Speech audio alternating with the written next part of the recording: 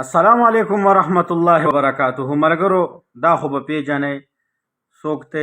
مفتی منیر شاکر. مفتی منیر شاکر صاحب څه خبرې کړي دي دا در سره لږ شانته کې واورئ او بیا چې دی در سره د دغه خبرو حقیقت لږ شانته کې شایع کول غواړم چې دی د چا نه یریږي، څومره باتور دی او څومره نه دی. نو دا لږ واورئ. ها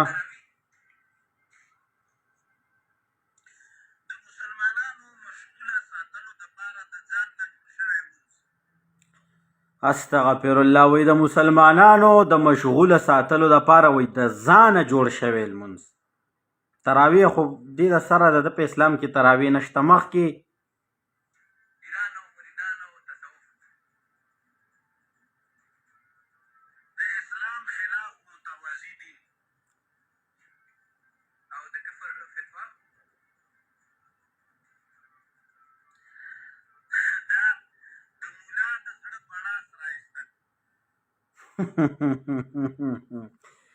وای توا وای چې دی نو دا د مولا د زړه بلا سره ایستل دي. مخکې وایه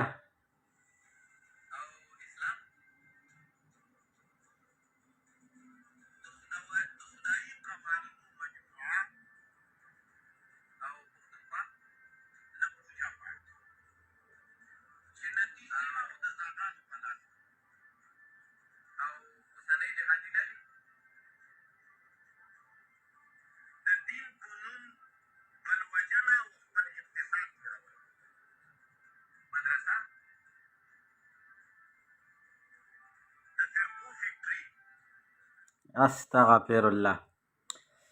مدرسه وی د فرقو فکټري ده. د زما خیال دی د ده چې کومه زده کړه کړې ده دا د چېرته کې پته نشته دی چې په کوم ځای کې کړې ده. چې اوس دی چې یو مولا یو عالم ځان ته وایي یو مفتي وایي هغه مدرسې ته لکه دومره په سپک نظر ګوري وي د فرقو فکټري. داسې نه وایي چې ګینې ومن تعلم القرآن وعلمه چې څوک قرآن زده کړي او هغه بل ته وښیي نو په دغه اړه باندې نه ځي، بلکې الټه یې چې دی د مدرسې دغه کړی دی. مخکې وایه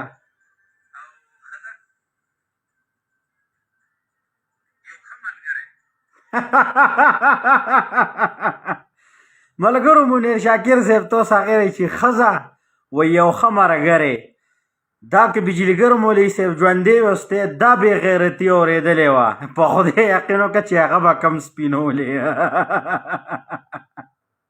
ولې چې مولانا بجلیګر صاحب د ښځو ډېر سخت خلاف و.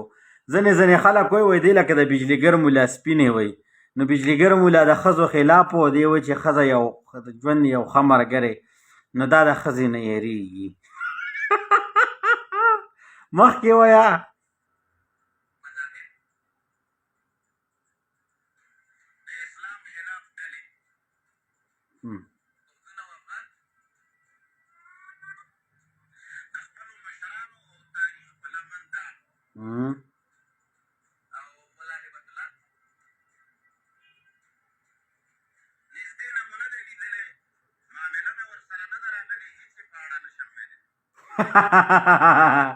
تا ته پته ده چې هغه پسې خبرې وکړم په ملا غیبت الله پسې نو بیا به مې چې دی ځای نه خوښېږي نو د دغې وجې نه یې ورله په بل اړخ راتاو شو چې د نږدې نه مې نه دی لیدلې چې پسې نه شم ویلی. ووایه پسې چې باجه کي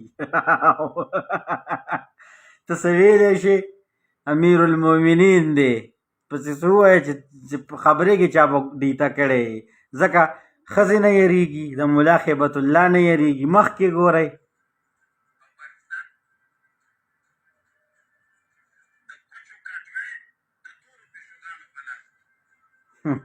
دا خبره هم صحیح ده.